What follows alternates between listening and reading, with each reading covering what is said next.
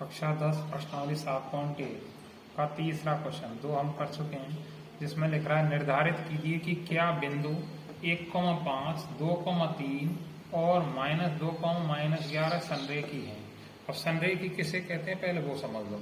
ऐसे कोई तीन बिंदु जो एक ही सरल रेखा पर स्थित हों संरेखी बिंदु कहलाते हैं। यानी ये अगर तीनों एक ही सीध में हो गए तो संरेखी हैं।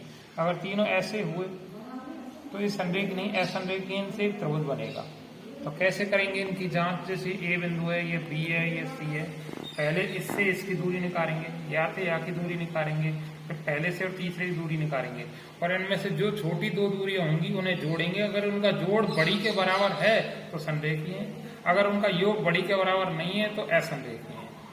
तो ऐसे किया हमने। यहाँ पहले बिंदु को ए मान लिया 1,5, दूसरे बिंदु को बी मान लिया 2,3।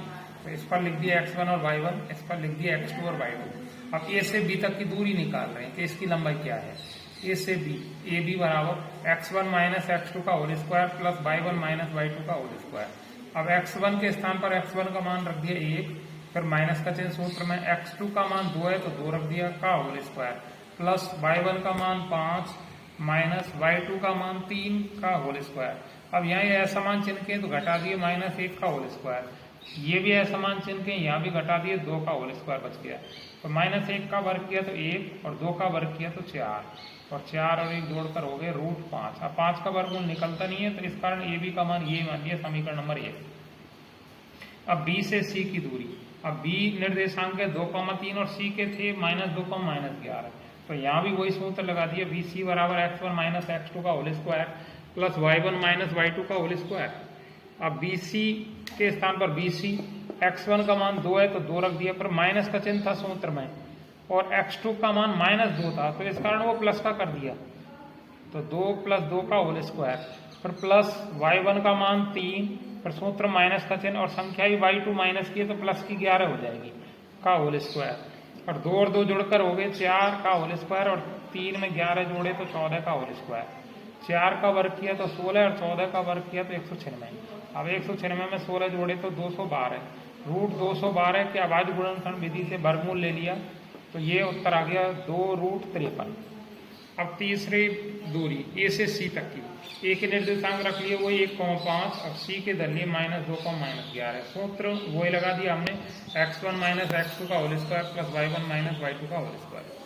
x1 का मान रख दिया 1, पर x2 का मान आएगा -2 तो -2 प्लस का हो जाएगा का होल स्क्वायर, प्लस y1 का मान 5, फिर माइनस का चिन्ह सूत्र में, संख्या माइनस की तो प्लस की 11 हो जाएगी का होल स्क्वायर।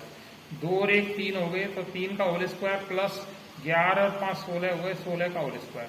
3 का वर्ग किया तो 9 और 16 का वर्ग किया तो 256, और 256 में 9 जोड़ा तो 265, और 265 का वर्गमूल निकलता नहीं है तो इसी कारण ये रख दिया। अब इन तीनों में से रूट में देखते हैं तो ये √5 है, ये √212 है, ये √265 है। इनमें से दो छोटी दो दूरियां हैं उनको जोड़ना है, तो हमने लिख दिया है समीकरण 1 व 2 को जोड़ने पर। 1 में लिख रहा था ए बी, 2 में लिख रहा था बी सी, तो A B plus B C, इसका उत्तर था √5 और इसका उत्तर था 2√53। अब ये √5 में 2√53 जुड़ेगा नहीं। अगर ये √5 और ये 2√5 होता तो बिल्कुल जुड़ जाते, ये 3√5 हो जाते। तो यही हमने समीकरण नंबर 4 दे दिया। अब यार क्या समीकरण नंबर आगे लिख दिया हमने 3 व 4 की तुलना करने पर, अर्थात जो बड़ी दूरी रह रही है उनका योग इनके बराबर है या नहीं उससे तुलना करनी है।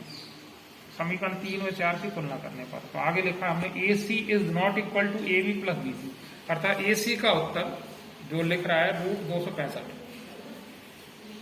A B plus B c इन दोनों का योग क्या था √5 + 2√53, इनके योग के बराबर नहीं है तो अतः तीनों बिंदु संरेखी नहीं।